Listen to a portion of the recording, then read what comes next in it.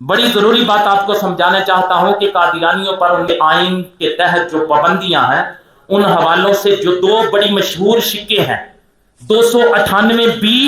اور 298 سی، وہ کیا ہے؟ 298 بی کیا ہے؟ اس شک کے مطابق قادیانی گروہ یا لاہوری گروہ، ان گروہوں کے کسی رکن کو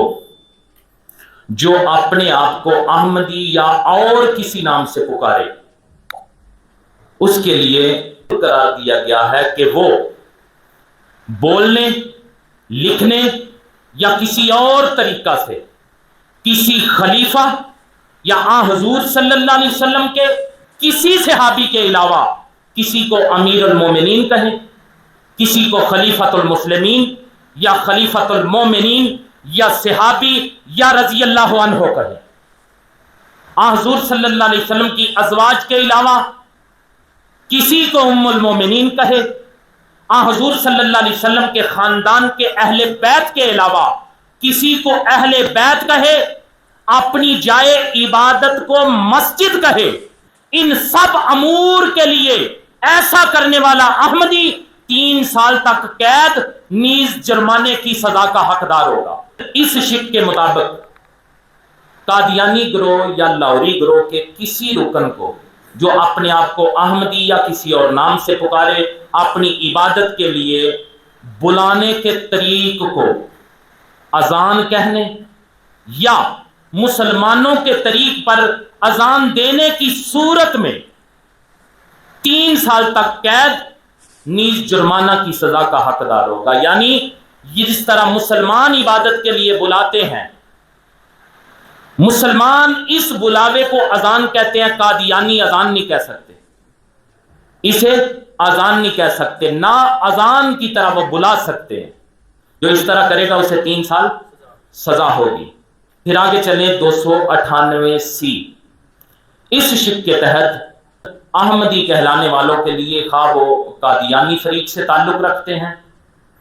یا لاہوری فریق سے، یہ قرار دیا گیا ہے کہ اگر وہ اپنے آپ کو براہ راست یا بالواسطہ مسلمان کہے یا اپنے مذہب کو اسلام کہے یا اپنے مذہب کی اشاعت یا تبلیغ کرے یا کسی بھی طریق پر مسلمانوں کے جذبات کو مجروح کرے، تو ان صورتوں میں 3 سال تک قید اور جرمانہ کے مستحق ہوں گے۔ یہ ہے 298 سی۔ یہ وہ شک ہے جس کے تحت وہ تبلیغ نہیں کر سکتے، اشاعت نہیں کر سکتے، چہ جا کے ہمارے نبی کی، ہمارے قرآن کی تعلیمات میں وہ تحریف کرے۔ وہ تو اپنے مذہب کی تبلیغ ہی نہیں کر سکتے آئین پاکستان کے تحت۔ تو اگر آئین میں یہ شکیں موجود ہیں، میرے بھائی، اگر آئین ہوتے ہوئے قادیانیوں کو اجازت دے رہے ہو